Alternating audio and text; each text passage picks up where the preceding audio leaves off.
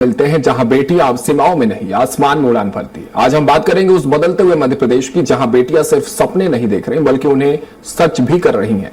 CM doctor Mohan Yadav के नेतृत्व में राज्य सरकार की कई योजनाएं बेटियों को सशक्त, आत्मनिर्भर और सक्षम बनाने की दिशा में लगातार काम कर रही है। चाहे बात हो शिक्षा की, आत्मनिर्भरता की या बड़े सपनों को साकार करने की, मध्य प्रदेश की बेटियां हर क्षेत्र में अपनी पहचान बना रही हैं और इसका सबसे बड़ा उदाहरण हाल ही में यूपीएससी में देखने को मिला, जहां प्रदेश की बेटियों ने अपने हुनर और मेहनत से सफलता का परचम लहराया। तो आइए देखते हैं एक रिपोर्ट जिसने साबित कर दिया है कि अगर हौसले बुलंद हो तो कोई भी मंजिल दूर नहीं।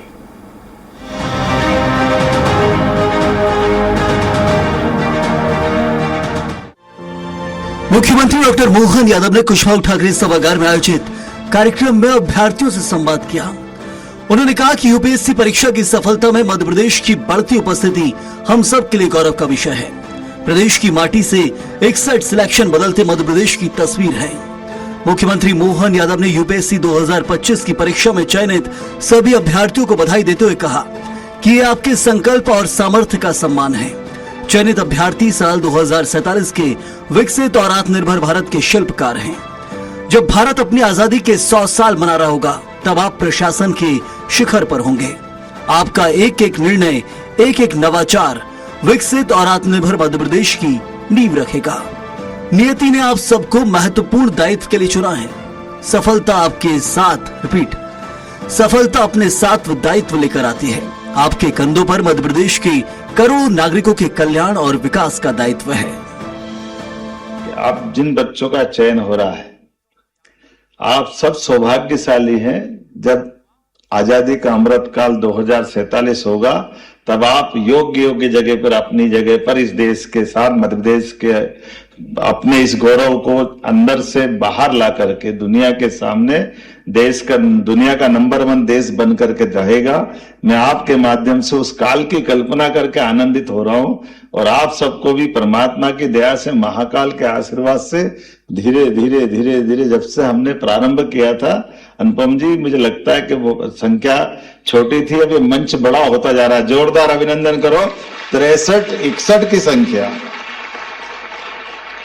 ये नव संकल्प, नव सामर्थ्य, ऊर्जा का और क्षमता, योग्यता का प्लेटफॉर्म। मुझे तो लगे कि सामने बैठने वाले कम पड़ जाए, इतने यहां बैठे तो और आनंद आएगा। ये ऐसे बढ़ते जाए संख्या।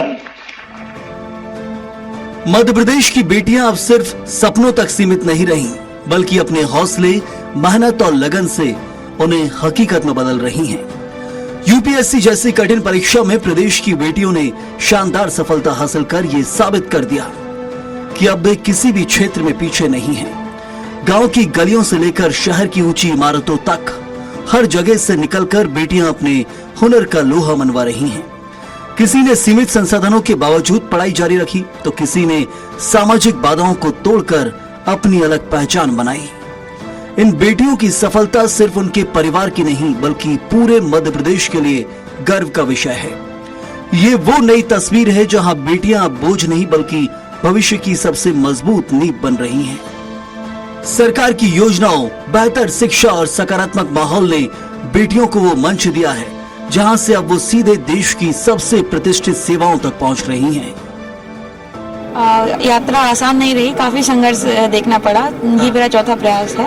इससे पहले मैं 3 बार यूपीएससी का एग्ज़ाम मैंने दिया, कभी प्रीलिम्स नहीं हुआ तो कभी मेंस 2 मार्क्स से रह गया। तो एक लंबी जर्नी रही जिसमें कई बार असफलताएं मिली।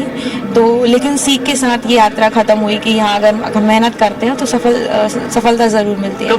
सबसे मुश्किल दौर रहा जब तीसरे प्रयास में मेरा मेंस नहीं हुआ था, तो वो लगातार असफलता एक कठिन चुनौती थी। तो वो बहुत, तो रिश्तेदार कहते रहे होंगे मम्मी पापा की बेटा हो गया यार, इधर उधर अब शादी की बात कर लो, 4 लड़कियां हैं आपकी, कब तक पढ़ाएंगे, अब शादी की उम्र भी हो गई है। तो वो तो ताने हर लड़की को और हर लड़की के पिता को सुनने को मिलते ही है जो अपनी बेटी को पढ़ाता है या पढ़ाने, उसे आगे बढ़ाने का सपना देखता है।